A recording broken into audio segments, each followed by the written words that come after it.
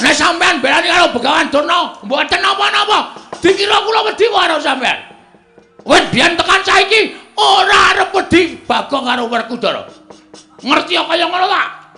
Blusuk keneng kalen biyen dek cilik kowe. Sing ngomong sapa mbok mikir. Sampeyan niku cilik. Tak tutke nang ndi dolan nang ndi tak tutke nganti sirah tanggo sikil, sikil tanggo sirah. Manggagas lelabuhane Durna karo Bagong gedhe sapa?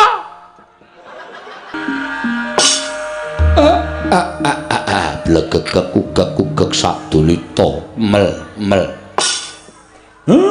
Mboten kanthi kanyana-nyana jebul bendara kula Pandhawa menika satunggiling satriya ingkang sami lantip panggraitane. Nadyan dereng kawiyos sing ngatur nembe ginebeng wonten saklebeting manah kemawon. Lah kok tanggap ing sasmita. Kula ora percaya nek sampeyan krungu pawarta menika saking para kawula saking para nayaka. Ning merga sampeyan nggone Mahasingasamun wekasan saged maos batosipun Semar. Syukur Ndara, syukur. Niku tegese sampeyan-sampeyan satriya ingkang ora ninggal lantiping panggraita, ora nggunakake tata lair tok, ning sing manggunakake tata batin. Lah niki lho. Niki sing kula senengi enten mriki niki. Racak-racaking satriya yen wis kesinungan derajat pangkat, kesinungan daya kawijayan sing ngungkuli marang sak pepadane niku adat sabene sing digunakake ming tata lair tok, batin ora tau digunakake. Lah enten wonten niku kathah para satriya ingkang keseluruh dalan sing kleru, keseluruh marga sing boten sakmestinipun. Mula Ndara jejering satriya menika kedang ginakaken paningal lair nanging paningaling batos sampun ngantos kantun. Amargi menapa? Menawi mboten ginakaken paningal batos, badhe nungsang puyang numbuk bentus lampahipun. Iya Kyai Semar. Sabanjure aku nyuwun keterangan marang saka Kyai Semar Badranaya. Menggah apa ta wigatine dene Kyai Semar? Nedya mbabar mbangun jiwa mau sayektine kepiye? Niki mung rasa prihatin kula kok, Den.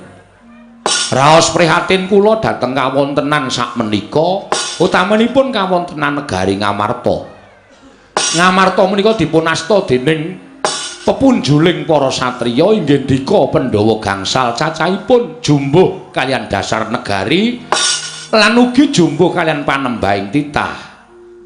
Iya Kyai Semar. Ning nuwun sewu, beciking Narapraja kok mboten dipun kanteni kalian beciking para kawula, cobi to. Nek sampeyan purun mandhap wonten ing Kitha Gora, langkung-langkung wonten ing Karang Pradisan, minggahing wonten ing Parden. Negari Ngamarta sakmenika sampun beda kalian negari Ngamarta ingkang riyin lho, Den. Negari Ngamarta sing biyen niku negara ingkang panjang punjung pasir pawukir Lojinawi, gemah ripah karta tata raharja. Kawulane padha tentrem, kawulane padha ayem, boten suk-sukan pikire, boten suk-sukan atine. Kabeh-kabeh duwe rasa hormat ngurmati marang sak pepadaning urip ing bab samukawisipun. Ning sakniki kok benten.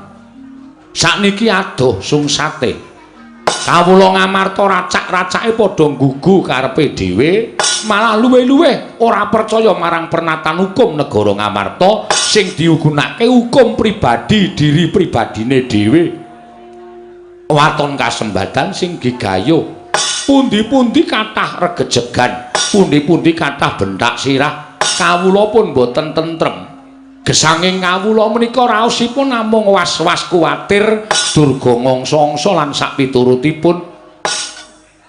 Kawontenan ingkang mekaten menika kala wau nuwuhaken tandha prihatos sak lebeting manah kula. Tumuli kula kepengin bangun jiwanipun para kawula supados wangsul minangka dados jejering kawula negari Ngamarta ingkang pitados kalian pranataning hukum lan pitados kalian menapa ingkang dados gegebeganipun negari Ngamarta. Kyai Semar yo pancen mengkono. Malah aku ngaturake panuwun Kyai dening atase ming sak Kyai Semar nanging banget nggone nggatekake kahanan negara ing Ngamarta. yen to pancen mengkono panjenengan ingsun rumangsa luput ing atase minangka jejering Nalindra ora mawas marang gelaring kahanan negara Ngamarta ingkang ndak buru amung kanikmataning praja Ngamarta sartaning para nayaka Punggawa dene kawula dina samengko rumangsa dikiwakake dening Nalindra Ngamarta Prabu Darma Kusuma Kyai. Syukur Den. Wong niku lho apik-apike wong niku nek gelem ngakoni luput, apik-apike menungsa niku nek gelem ngakoni salah. Ngoten. Nek sampeyan wis rumangsa kelimput anggenipun gatekaken para kawula niki dadi prakandha lan dadi pancatan anggen kula badhe mbangun jiwanipun kawula sak negari Ngamarta, jiwanipun para Pandhawa menika mangke badhe kasembadan. Matur suwun, Ndara. Iya, Kyai Semar.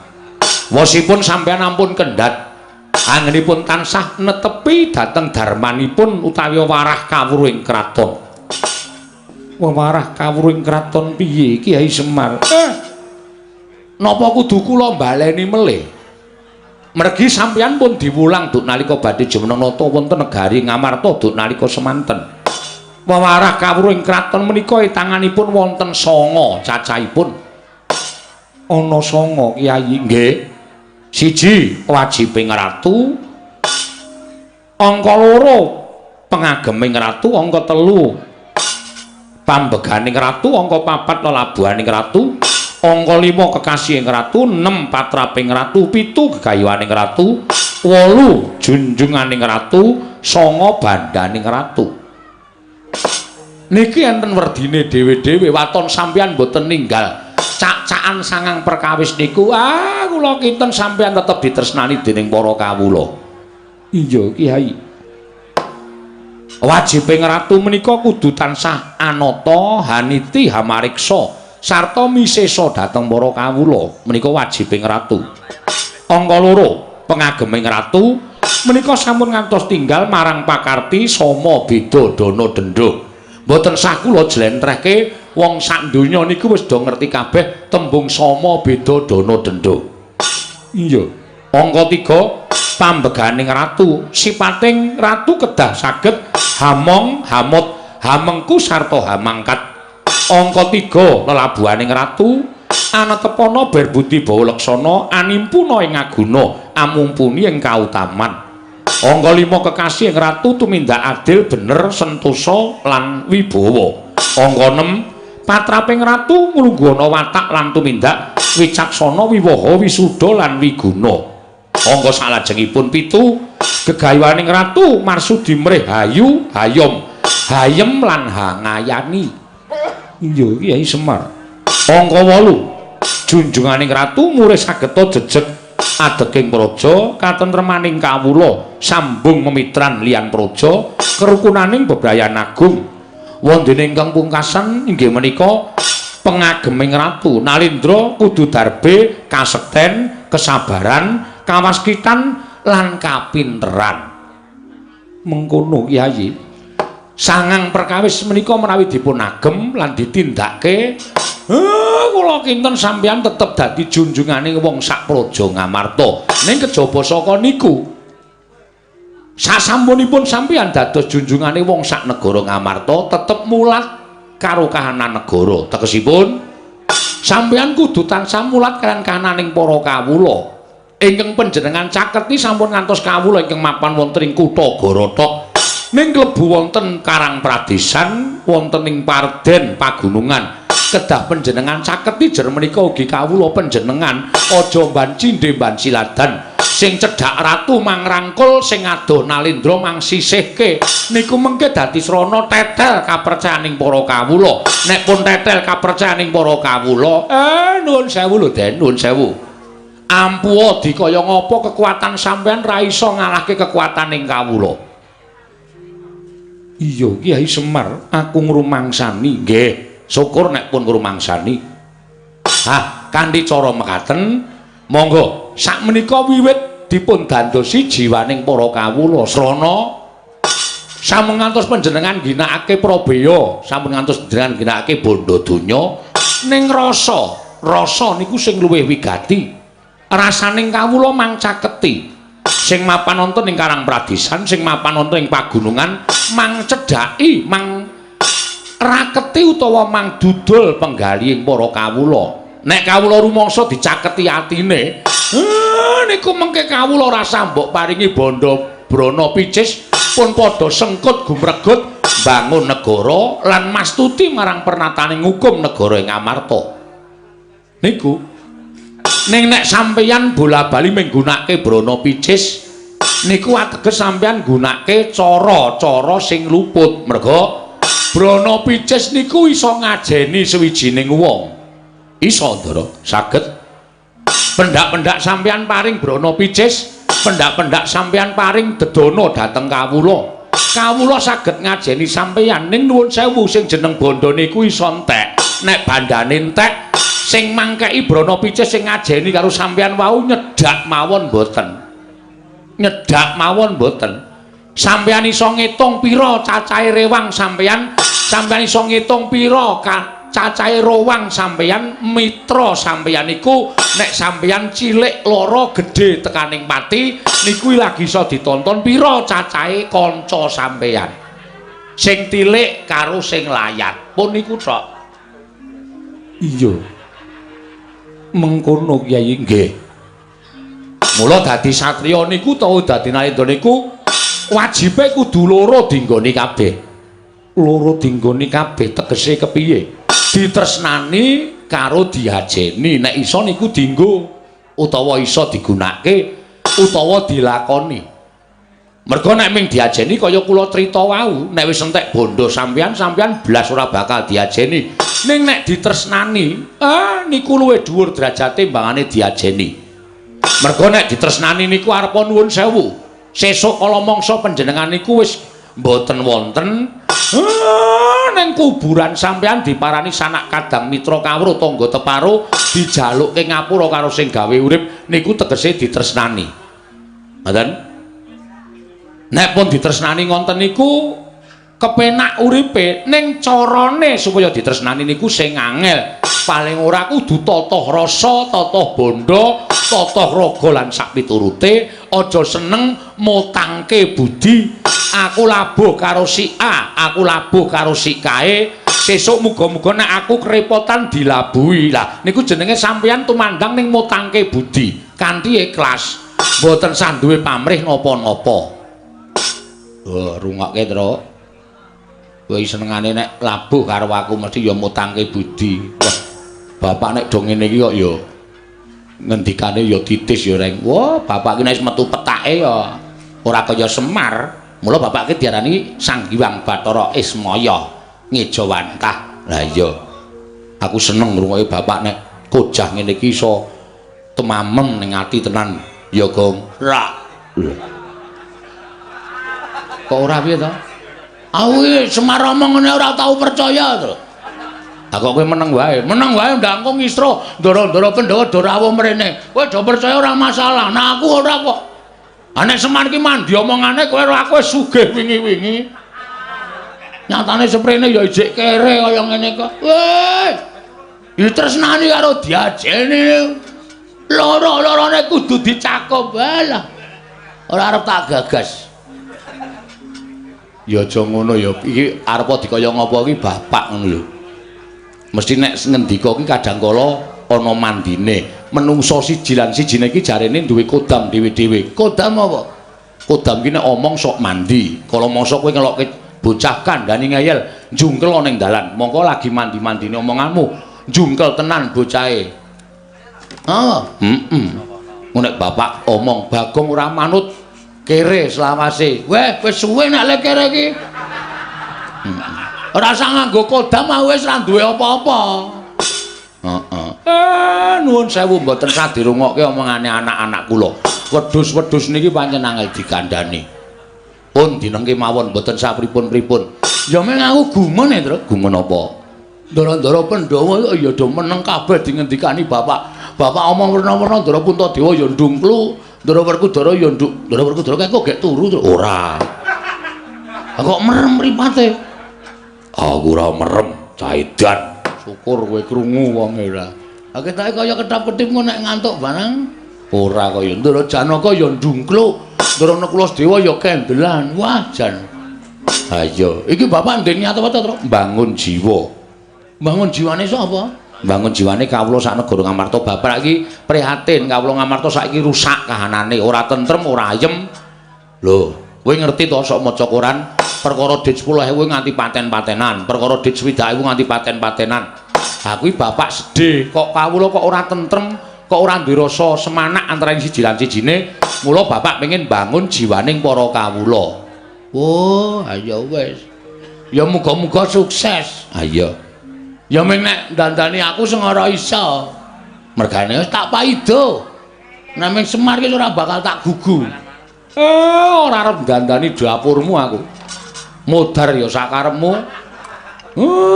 Kandhani wong tuwa senengane ngeyel. Bapakmu ki lagi diagem omongane karo ndara-ndaramu, aja sok nyentulani bapakmu.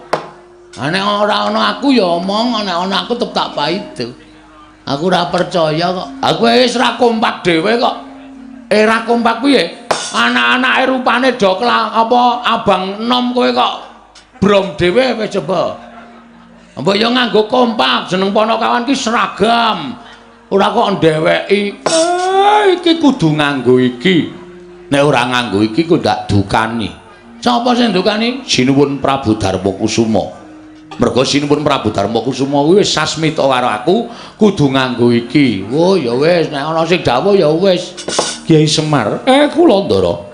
Kanthi cara mengkono Puntadewa nyuwun lawan Kyai Nayantaka. Nggih, keparengipun tuntunan laku ning Pandhawa supaya bisa mujudake negara ingkang kaya wingi uni. Kyai Semar, nadyan kudu apa wae ingkang katindakake upamana syarat sranane paringa pangandika. Kadangku papat ora bakal wegah nggone budidaya golek syarat srana. Wah, Semar yo. Yen pancen Pandhawa bali kaya wingi, kudu ana syarat sranane paringa pangandikan. Mengko aku ingkang bakal golek syarat srana supaya iso kasembadan penjangkaning Semar nggone bakal bangun jiwaning kawula sanegara Ngamarta. Semar Badranaya. Semare Koten Prayetna.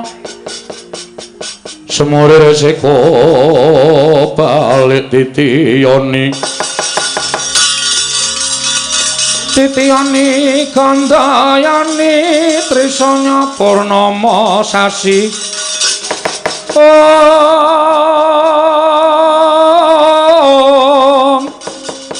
Trisanya purnama sasi gilar-gilaran ing tengah latar.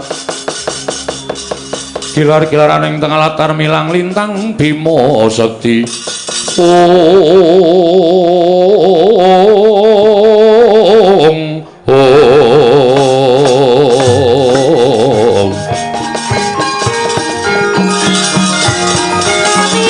Mari Koten Prayetna semore resiko balik.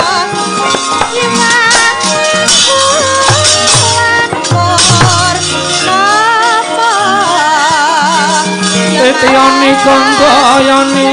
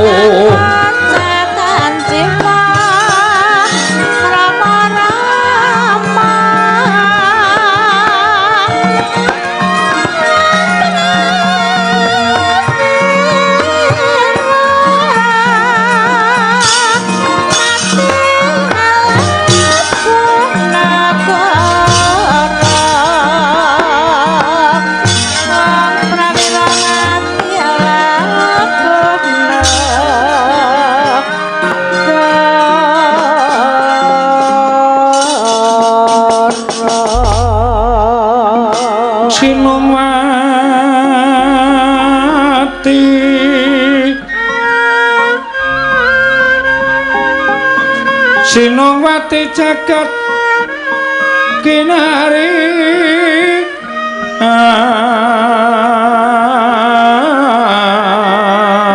among mbak lumembak ombak ing samudra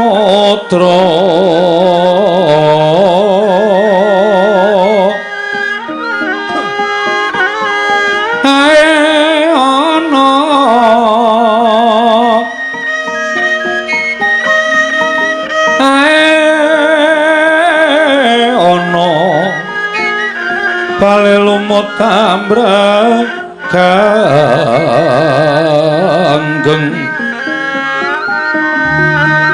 awita denceng-dencengan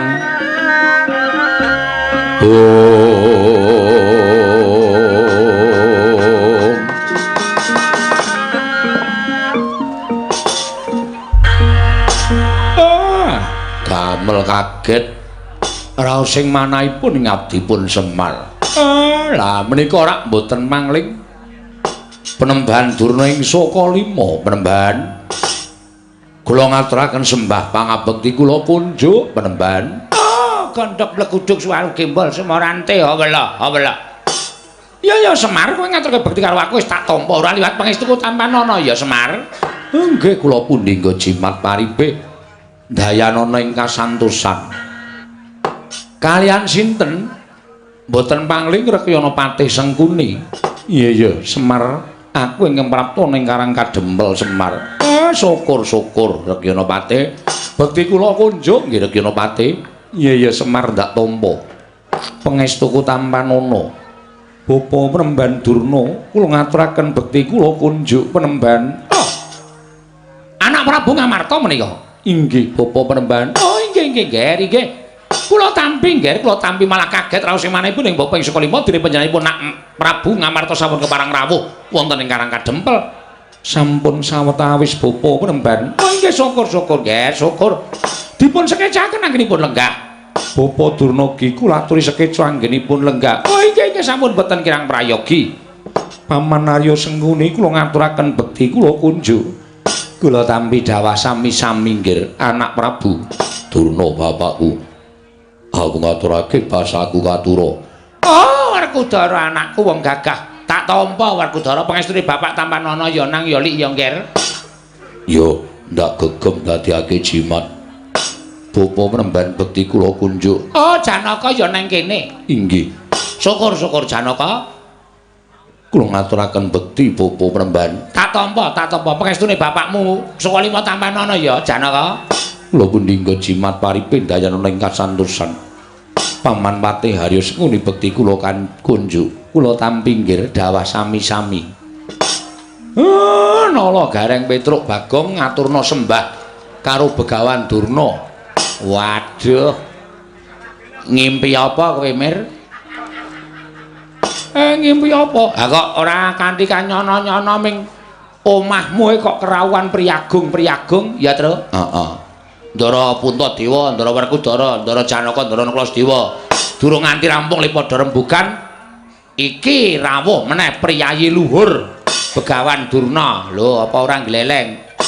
Aku dhewe ora ngerti lah kok padha ting gruduk ning Karang Kadempel. Bekti kula Penemban. Oh, Nala Gareng tak tampa pangestuku Tampanana ya Nala Gareng.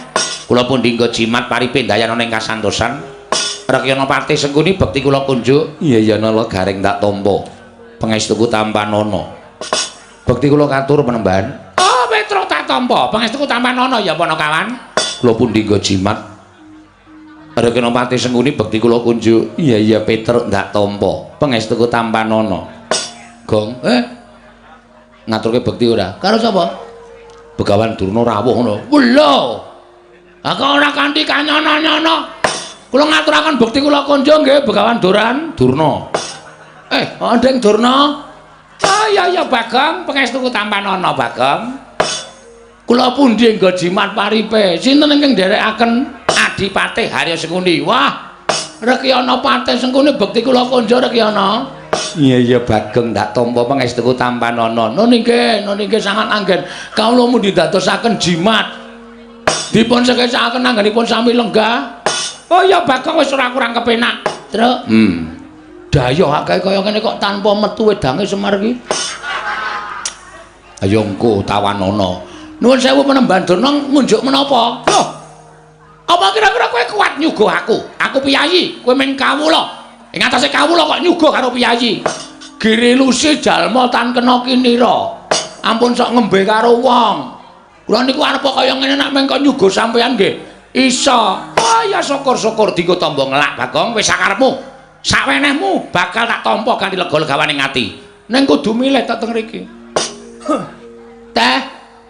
Napa kopi? Loh, ya nek aku nek yaene iki senengane kopi. Ah, kopi 7.000. Oh, didol. Nyuguh kok didol. Gulane ya tuku padake.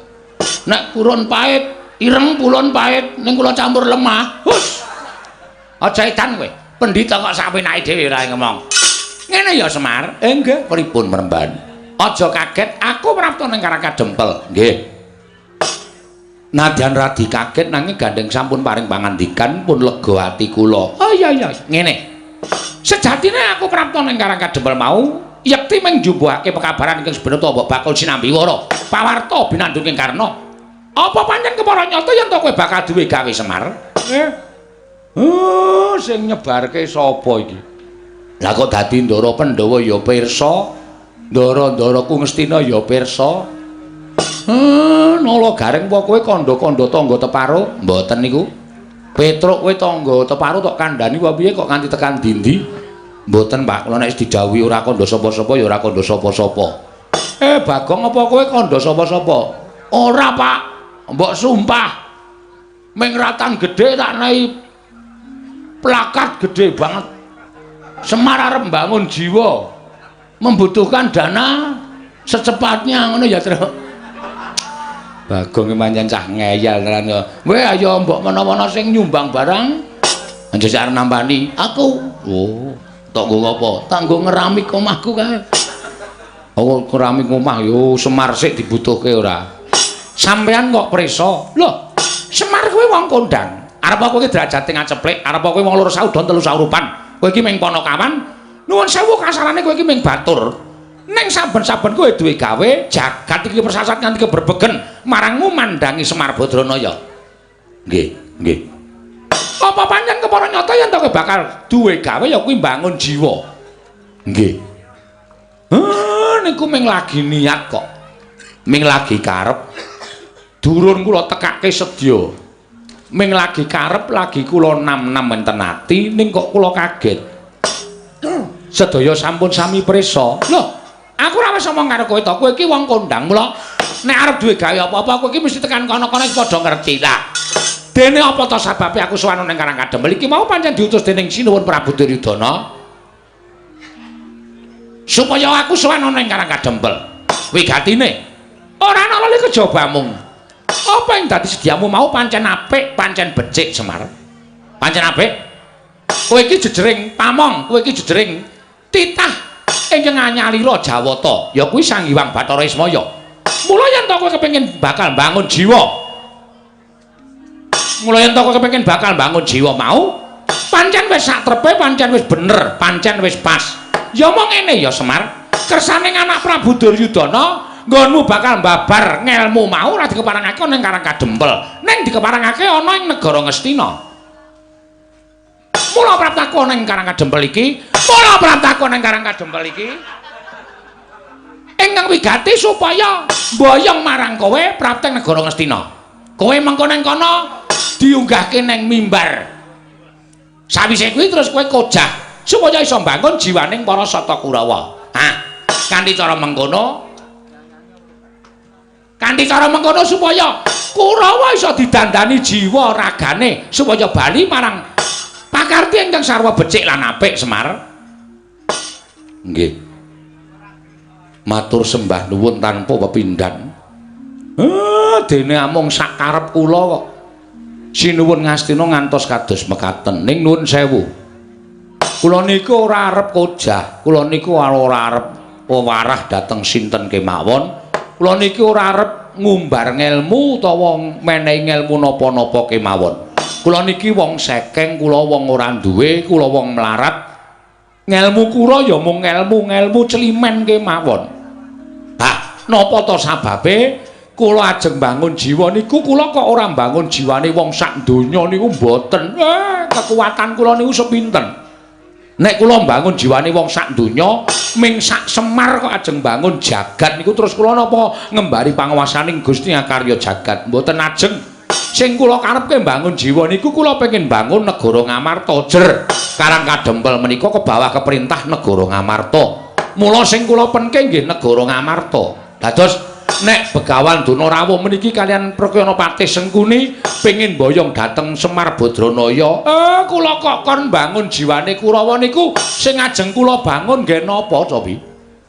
Kurawa niku pun boten kurang-kurang derajat pangkat duwe bondo seprapat jagat darbeke Sinuwun Duryudana. 7 turunan boten entek. Dinggo dolanan kalih adi-adine kabeh nggih menika Sata Kurawa. Terus sing ajeng dibangun apa? Kula tak takon. Nek kula teng negara Ngastina niku ngibarate kaya dinguyahi segara. Teng mriku nggih pun lenggah pandhita ingkang kondang monyor-monyor inggih menika peparab Begawan Durna. Lah mung perkara kojah wewarah kawruhing urip kok dadak nggotong kere saking Karang Kadempel terus pujangganing Ngastina sing nami Begawan Durna niku nuwun sewu gaweane napa? Kula tak takon. Sing kudune dandani para Kurawa niku sampeyan dudu kok kula. Merga Kurawa niku murid sampeyan. Kurawa niku siswa sampeyan. Anane siswa kok ora apik, murite kok ora becik. Lah niku sing ditutuh ya gurune. Piye le mulang muruk karo murite. Ngoten. Ampun kok kula sing dandani. Sing gawe dudu kula kok sing dandani kula. Niku nek carane wewangunan utawa carane omah sing gawe dudu kula, sing dandani kula. Mengke usuke kurang gedhe, renge kecupeten. Mboten iso dadi dipasangi gendeng ya ora apik. Ngoten. Nek sing damel sampeyan sing dandani ya kudu sampeyan. Mula nuwun sewu. Niat kula mung ajeng dandan-dandan negara Ngamarta. Sakliyane niku dudu tanggung jawab kula. Semar niku wong kekuatane winates, ora kaya sing gawe jagat, ora kaya Gusti, ora kaya dewa. Kula niku senes dewa, kula mung titah sewantah. Ngoten. Mula nek Begawan Donorawuh mriki ajeng boyong Semar, nuwun sewu kula mboten saged. Kula dereng saged. Mergi siji niku dudu kewajiban kula, loro kula mboten iso pripun-pripun mangke nek tekan negara Ngastina. Malah kula iso disoraki dening para kawula sak negara Ngastina. Wong ilmu kula niku mung ilmu celimen. Ngelmu kula niku mung ilmu cethek. Ngelmu kula niku dudu kawruh kapanditan, dudu kawruh kabrahmanan, luwih-luwih dudu kawruh kadewatan. Mila Den, ndara kula Begawan Durna kula nyuwun pangapunten menawi jengandika Penemban Durnarawuh wonten ing papan mriki. Badhe mboyong kula nek kula kon supaya teng negara Ngastina dandani para Sata Kurawa Blaka Suta kula ora iso, kula ora tekan. Ndak malah mengke ngebot-boti pikiran kula, sampeyan mang kondur kemawon. Sampeyan mang bali kemawon. Mang matur kalih Sinuwun Prabu Duryudana, nek niku dudu gawean kula. Kula tak ngrampungke lek kula dandan-dandan negara Ngamarta riyin, Ndara.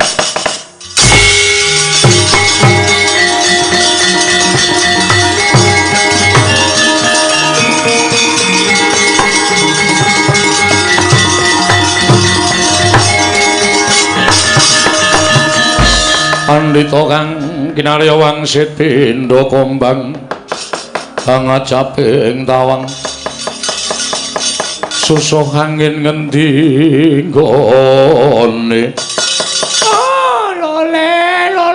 lole somo rante dawela ya kok dadi tekan semono nggonmu Guneman Semar yen ngono cetha kowe yen to ngiwake marang para Sata Kurawa mangka sejatine kowe iki ora mung siswane utawa kowe iki ora mung pamomonging para Pandhawa ning klebu kowe iki pamomonging negara Ngastina elinga Semar Pandhawa lan Kurawa kuwi padha-padha turasing Begawan Wiyasa ing Saptawarga lah kok dadi kowe mban cindhe mban siladan yen Pandhawa mbok ban cindhe yen Kurawa mbok ban siladan ing atase aku apik-apik sowan ana ing Karang Kadempel mboyong marang kowe diutus dening anak Prabu Duryudana ning tinemune nggonmu wangsulan lah kok nyerekake pikire Begawan Durna nyerekake atining Begawan Durna mangke riyen kula nyerekke nggon apa kula omong niku kanggo kula tata aja nganti omongan kula menika damel serik penggalipun Begawan Durna lah kok saniki sampeyan ngendika kaya ngono lho kowe ngandhake sing gawe Kurawa sapa Kurawa mbiyen ibarate kaya dene wadah ingkang suwung sing iseni Begawan Durna tak iseni ngelmu sing apik-apik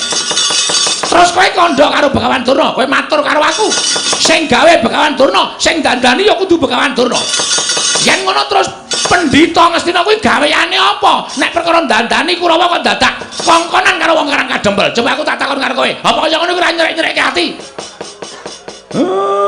nuwun sewu sampeyan niku pendhita kok isih gampang kebranang penggalihe to sampeyan niku pendhita kok isih gampang nesu monggo pendhita niku watekane tanduk aris ulat manis ing cipta demen tetulung adoh penggawe cidra ngalah tananggunggung diri gawe senenging liyan niku wateking Brahmana nek sampeyan nganggo serban kethu sarwa putih mongko durung iso ngleksanake sifat sing kula aturke mboten sang nganggo kethu sampeyan ngangge caping mawon sampeyan durung iso nglakoni minangka dadi Brahmana ketitik sampeyan gampang murup atine gampang murup penggalihe nuwun sewu Ndara nek sampeyan kaya ngoten niku wis memper nek Kurawa pancen pambegane sasar susur Kurawa pambegane angkara murka Kurawa niku sawijining wong sing wis ora iso didandani lah pripun lah wong gurune watake kaya ngono napa meneh Kurawane kowe aja wangku gawan ngawur sing marai Kurawa elek iki dudu Begawan Durna sinten nek dudu sampeyan iki sing nang mburiku iki sampeyan nek senengane kaya ngoten kok golek kanca lho wong kula ya ora ngopo-ngopo ben wong loro Dik Pate mengki ndak kula rumasa ki jenan ora ndek kanca kaya niki sing gawe jar sing gulang-gulung karo Kurawa iki dudu aku dadi aja nyalah karo Begawan Durna nuwun sewu pun to sampeyan mboten sakakean gunung tanpa guna mboten sakakean pangandikan saniki sampeyan gelem kondur napa mboten mergo nek sampeyan tau nono Windanana lenggah teng Karang Kadempel kula ora gelem bali kula ora gelem diboyong teng negara Ngastina lah mbok sampeyan ngenteni tekan jaman apa mawon Semar ora bakal pindah saka Karang Kadempel lho nek ngono kowe pancen niat ora gelem tak boyong nang negara Ngastina monggo Semar ya aku diweling dening anak Prabu Duryudana Bapak Durna menawi mboten saged boyong Semar wonten negari Ngastina ateges Bapak Durna menika mboten lahir batin anggenipun sumuyut ngayom wonten negari Ngastina ateges aku padha karo ora dianggep ana negara Ngastina mula tinimbang aku bali ana negara Ngastina ora boyong ngelawan kowe luwung kowe bakal tak ruda paripeksa lah tak tenan to kriwikan dadi grojogan geguyon dadi tangisan sampeyan ngomong kaya ngoten niku ampun gawe nesune anak-anak kula mengkene anak kula salah siji wonten sing nesu kula ora tanggung niki cah awur-awuran kabeh sampeyan iki nek pendhita elek derajate ming mergo dienggo awur-awuran kali anak-anak kula niku kula ora tanggung aku ora wedi karo anak-anakmu kuwase kowe gelem mangkat apa ora yen kowe ora gelem mangkat ora mung kowe sing tak katutke dosane ning klebu Karang Kadempel kene bakal tak katutke dosane yen perlu Karang Kadempel tak bumi angus legane atiku terus nesu ora kowe ora Bagong kuwi sing biasane kena nesu ora Gong Dian Gong ngapa Durna teko ngapa Durna omong karo bapak. Heeh, omong piye? Bapak arep diboyong ning negara Ngastina. Terus bapak emoh, "Oh goblok kok Semar iki?" Lho. Aku seneng karo bapakne ngono goblok to. Goblok, ning Ngastina ki bandane mengalir. Nek Semar gelem dadi pamonging para Kurawa ki sugih wingi-wingi ora ketayalan ngrekoso uripe kaya ngene. Sik to aku tak neluske omonganku. Semar ora gelem. Dasare Semar arep bangun jiwa negara Ngamarta. Jiwaning kawula sak negara Ngamarta dibangun karo bapak. Heeh. Lah Sinuwun Duryudana mireng. Heeh. Bareng Sinuwun Duryudana mireng, Sinuwun Duryudana kepengin diwejang karo bapak Semar. Mula bapak Semar arep digawa ning negara Ngastina. Terus bapak emoh. Dasare ngopo sih? Bapak kepengin rampungke pakaryane negara Ngamarta. Tur kuwi dudu gaweane bapak. Kuwi dudu kewajibane bapak. Dandani Kurawa kuwi dudu kewajibane bapak. Sing bapak duwe kewajiban iki dandani para Pandhawa. Heeh. Durna Sumbar. Muni piye? Nek Semar ora gelem tak boyong ning negara Ngastina, tak ruda paripeksa. Wis ben. Lho. Ora nesu kok. Ora ana sing nyangkut keamanan Karang Kadempel. Kuwi pribadine Semar karo Durna. Masa aku kok nesu? Lah kowe iki anake sapa? Anake Semar. Ah Semar dingonone kok kowe ora nesu. Piye? Semar dingonone kok kowe ora nesu. Ah ora aku masuk angine Semar atilek kok. Tanteni dina rong dina telung dina kok tanpa jedul. Bareng ketemu ing waras le. Aku arep muni dengkulmu mlocot.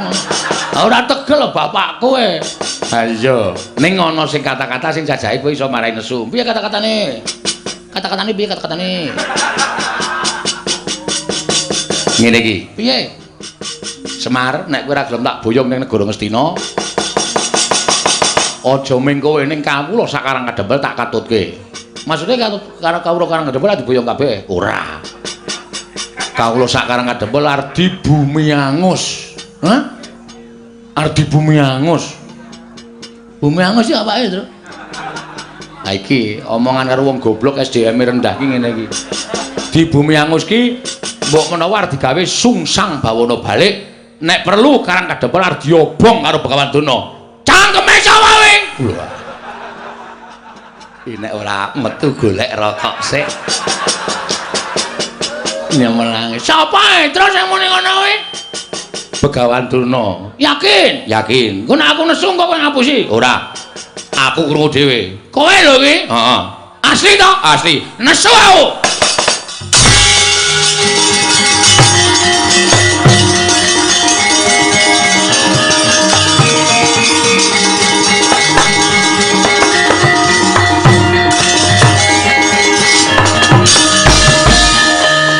Nun sewu penemban kula ajeng nyuwun prisa. Heeh, kowe takon apa? Sampeyan wae omong nek ajeng bumi angus negara utawa Karang Kadempel. Heeh, niki nocoke omongane Petro daripada kula wis kebacut nesu bul kula dapusi Petro. Lah kula isin. Ning nek pancen nyata niki mungsuhe dudu sapa-sapa ning kula. Sampeyan kudune ngerti.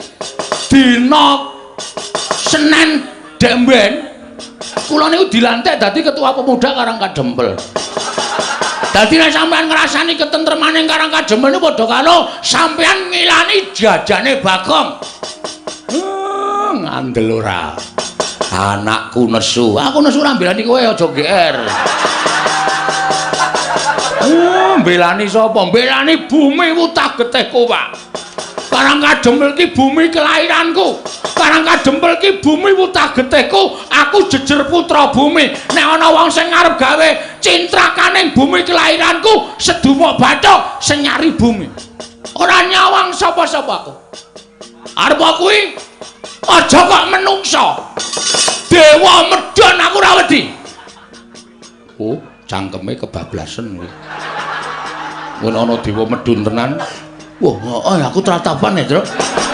Ora to ya, ora. Ya wis ora dewa wis. Anjur wedi ora. Aja kok menungso, demit aku ora wedi. Wo sidane demit sidane. Ora dewa, nyemelangi enak dewa. Mun nek medun tenan, Bagong jabut nyawamu. Mudar tenan aku. Loh, saiki karepmu piye? Loh, saiki kula manut karo sampean. Nek sampean ajeng boyong Semar, Semar ora gelem niku pribadi perkara sampean karo Semar. Ora masalah. Monggo arep dirembuk cara piye ora masalah. Nek sampean aja nganti ngatutke Karang Kadempel. Ngono. Aja nganti ngatutke Karang Kadempel. Semar kuwi kami tuaning Karang Kadempel. Ha sing do ngakoni. Lho, kowe ora ngakoni bapakmu kami tuaning Karang Kadempel. Kula niku anake ora percaya karo Semar. Nek Semar diganggu gawe mongko menyangkut suasana ketentraman Karang Kadempel ya maaf terpaksa kula wani karo sapa wae yen ngono kowe wani karo Begawan Durna lho ameng kowe kok dur aku kowe sumbar meniki yen ngono kowe wani karo Begawan Durna rangkep apa itu ora bakal tak tinggal loncat kowe ora ngerti Bagong nek wis nesu kok rumangsane iki tengike ra jamak-jamak. Keleke sabune garing barang ora dibilasi. Ana banyune entek lagi sabunane. Mulai minter tak anduki. Piye to le? Wis meneng apa? Loh, nek ngono kowe dadi upalanging Begawan Durna. Mepalangi aku mergo kowe ngrasani Karang Kadempel kok. Kowe aja pisan-pisan ngrasani Karang Kadempel. Nek kowe ngrasani Karang Kadempel dudu ajanging Semar. Kowe iki mau apa ya jenenge? Ora to ya kowe. Ngono apa itu maksude? Dudu Semar sing ngadepi. Dudu Semar sing ngadepi. Ning Bagong, jajane Bagong sing dienggo ajanging peperangan. Wah, edian. Gleleng tenan cah iki. Ya kuwi. Durna iki biasane sok nggawa Kurawa. Durna ora temandang sing maju Kurawa. Kowe nggo Kurawa? Heeh. 100. Mbok dilongi. Wong Kurawa 100 kok kon ngelongi. Wong nantang kok bareng krungu ana Kurawa 100 kok tratapan ora. Aku ora bakal mundur sejangka. Nek mungsuh Begawan Durna, ngendi papane wong neter katedayan. Wah, panas maning jajaran sertane bawana. Yen ngono Bagong sing palangi niate Begawan Durna. Ayo, kowe ngecak pirang dina? Kowe ngecak apa? Ora bakal tak tinggal loncat. Mati Begawan Durna musuh Bagong, luwung ora urip nang alam padang. Oi, cewek.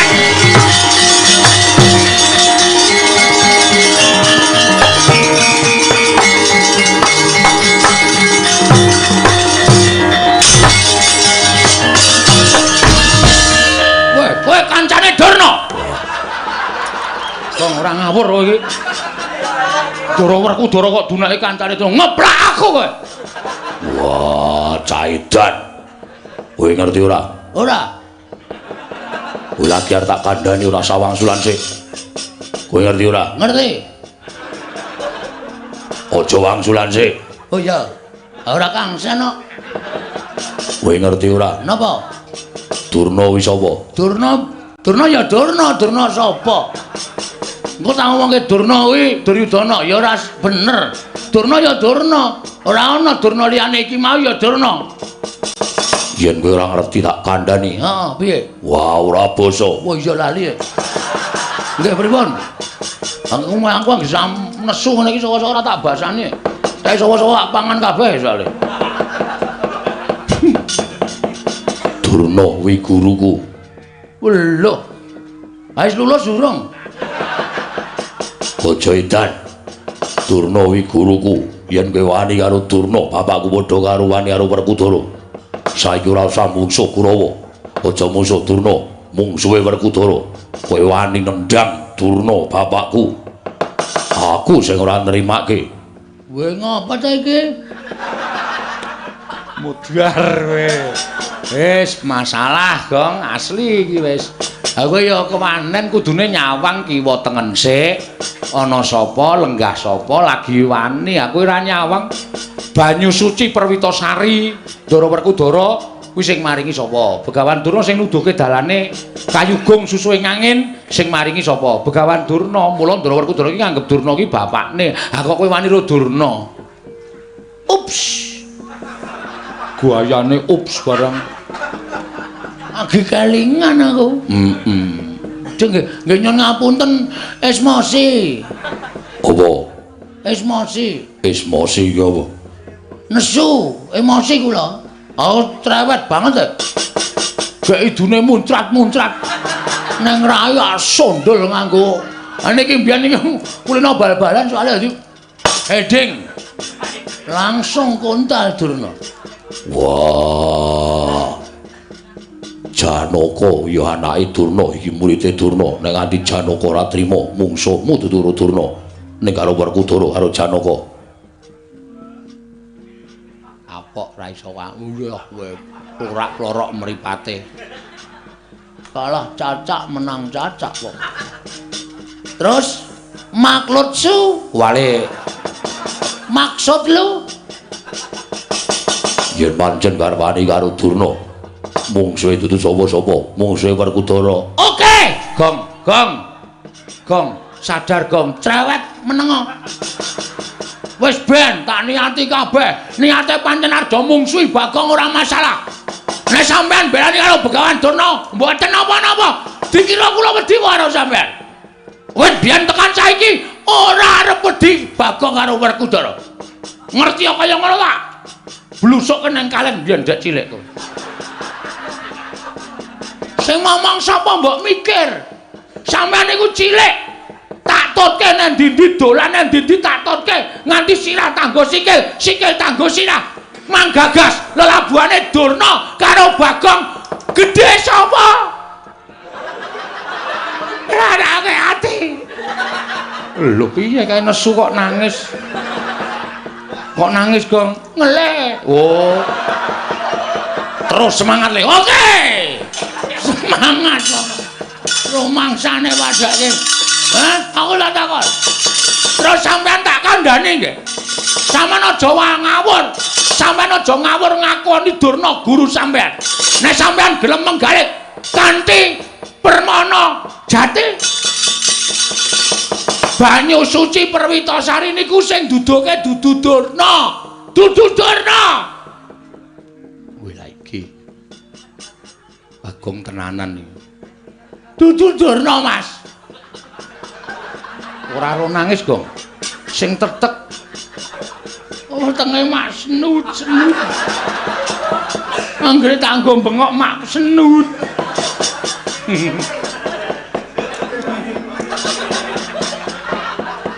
Pokokan sambel e, Tru. Jangan apa-apa ana lomboke kabeh.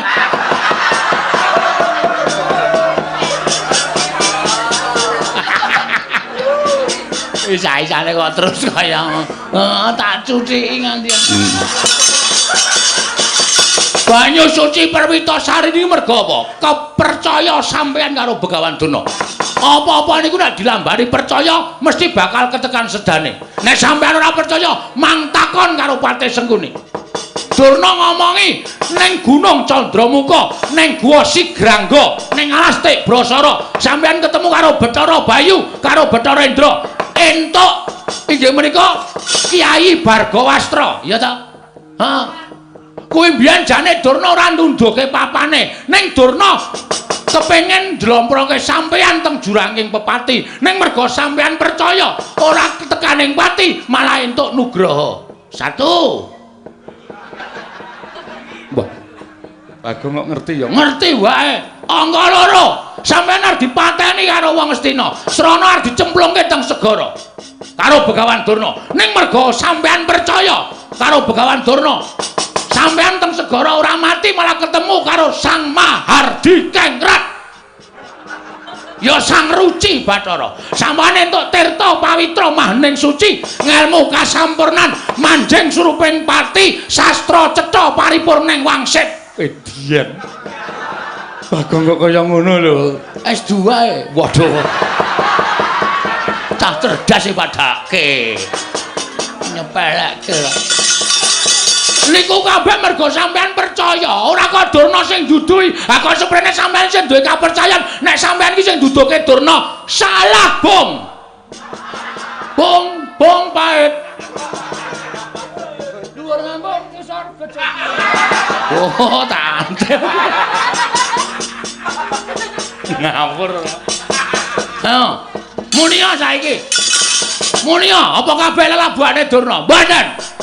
Ora, Durna ki ora duwe ngelmu kapinteran, Durna iki ra duwe ngelmu. Kawaskitan, Durna iki dudu dununging wahyu. Ning Durna niku gurune wong perang. Nika gurune wong perang tok til. Ora ana kawruh napa-napa. Nek sampeyan le mulang perang Durna, kula lagi percaya. Nek Tirta Pawitra Maning Suci kok saka Begawan Durna, itu bohong besar. Dene sampean durung percaya lan masih sanksi dengan kata-kata, Bagong silakan naik ke Mahkamah Konstitusi.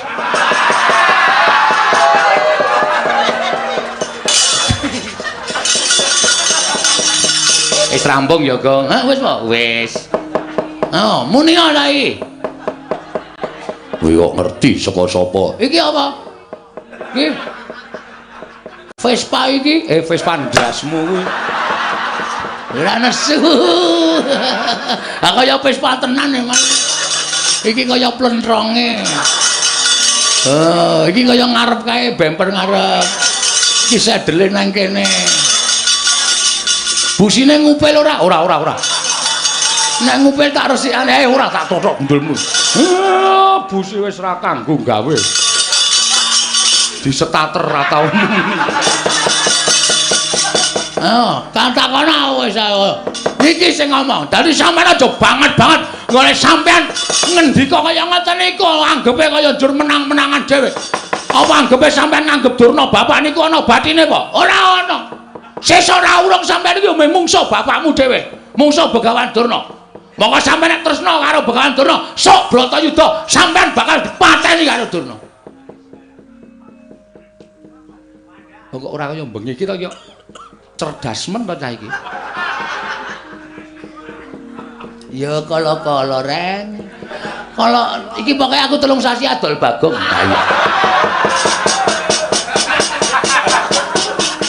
Kok adol Bagong? Oh, lakon kok jaluke mung Bagong metu sore. Mbah aku lagi dadi rol tahun iki ya ora apa-apa. Ya wis ben pun man gagas. Nek pancen mang timbang-timbang omongane Bagong niku salah, mang nutuh Bagong. Kabeh niku bener dan fakta dengan apa?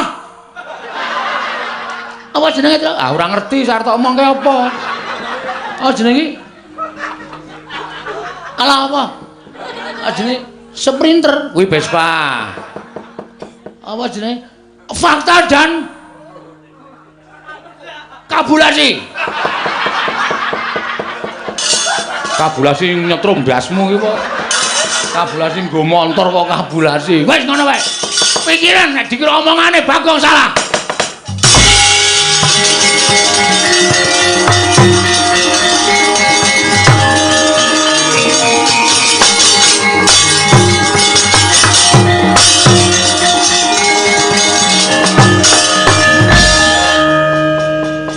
Bagong, Nun, aku sing nyuwunke ngapura Werkudara ya Bagong.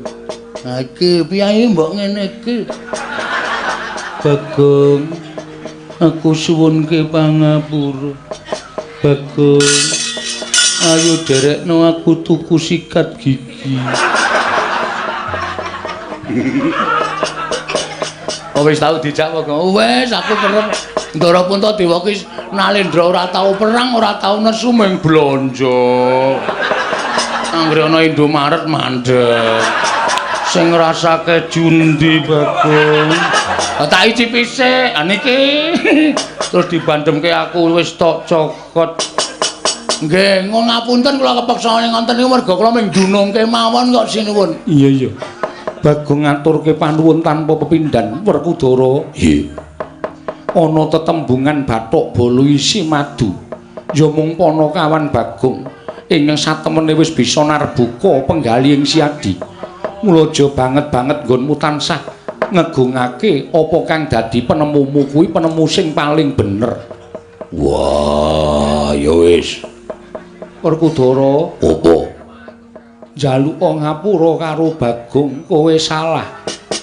Kae wong tuwa, kae sing momong kowe mundhak mengko uripmu sasar susur lan kuwalat. Bagong. Apa? Wah, iki arep aleman iki ngene iki. Ya remen. Terus main gagar otak. aku entuk masak sithik kowe iki. Mangsaku kok. Ndara werku Ndara iki le nimbali wit tenanan Bagong wis halus ngono ngopo. Arep tak gawe angel kok ya men. Lah ngono ya sak penake dhewe. Bagong. Nun. Jarine mbarep kakangku. Kowe bathok bolo isi madu, Bagong aku kleru. Aku njaluk ngapura. Sonara dibaleni. Ora. Ngono kuwi ya. Apa-apa kok njur anggere wani Durna arep diwangi, wani Durna arep diwangi. Durna iki anggepe apamu? Iya. Ngene nganggo pikiran ora waton nesu. Ora kok waton sampenake dhewe apa-apa iki dipetung aku omong ngene iki tuna bathine piye, aku omong ngene tuna bathine piye. Ngono kuwi ora njur dumeng kegongke aku Satria Digdaya sapa-sapa arep tak salahke sapa-sapa arep tak salahke njur sak kepenake dhewe. Setan ora basa. Aku ora basa to, ora. Wah ora krasa e. Ngapunten nggih Den, nggih ngoten niku pokoke intine ngoten niku. Iya. Tiba sepadha-padha. Iya. Aku kelingan kowe mbiyen sok momong aku. Ora mengsok. Sasan pendak dina e. Anggere rados wis didodhok lawange. Jeng jeng jeng Bagong. Terke nang kono. Wah sarungan tok. Ya tak tutke to sampean. Sampeyan kelingan mboten? Jaman teng kebon nika. Dolan nang tengah alas nang kebon. Bagong, iki ana jangkrik dikedhuk. Bareng kula kedhuk terus, yo matur nuwun. Terus mangke nggih to? Setan wong tua kok ngedhuk lemahe. Bareng wis jeglong terus menggo. Wis tau Bagong, wis mantul tenan aku. Asem kok. Akhirnya lagi ngedok padase atos banget ya. Juluk-juluk bareng jero iki terus dhek mekangkang kae. Matur nuwun. Oh, nakal ora jamak-jamak. Lho ngapura.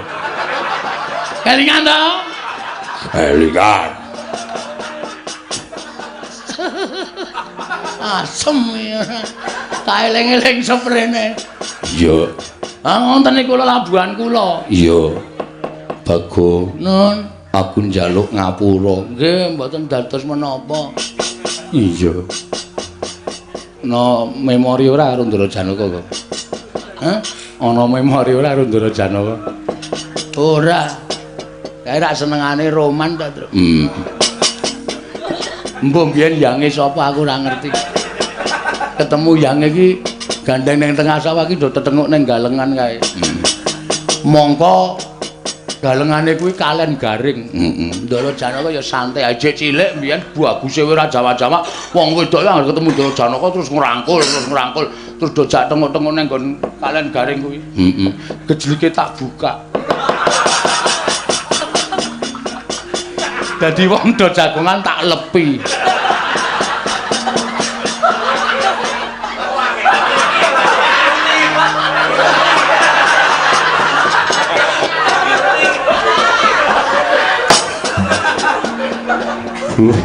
Kula rak bingung. Wong bar garing apik-apik kok jare kula kemproh. Jebul gejlike dibuka Bagong. Wonge keplok-keplok saka dhuwur.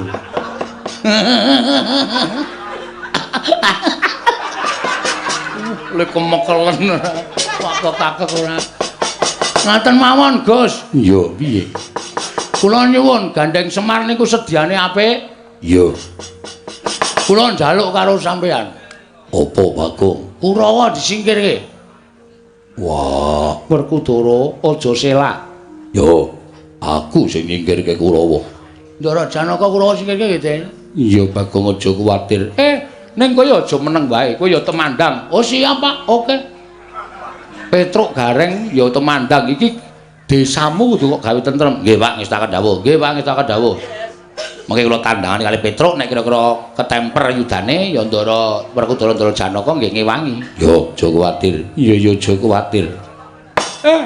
Nek ngoten niki ben tentrem sik Karang Kadempel. Iya, Kyai Semar sabanjure tasih wonten ingkang kula ajeng-ajeng. Tasih wonten ingkang kula arep-arep. Sapa sing mbok arep-arep lan sapa sing mbok ajeng-ajeng utawa mbok arep-arep praptana ing Karang Kadempel Kyai Semar?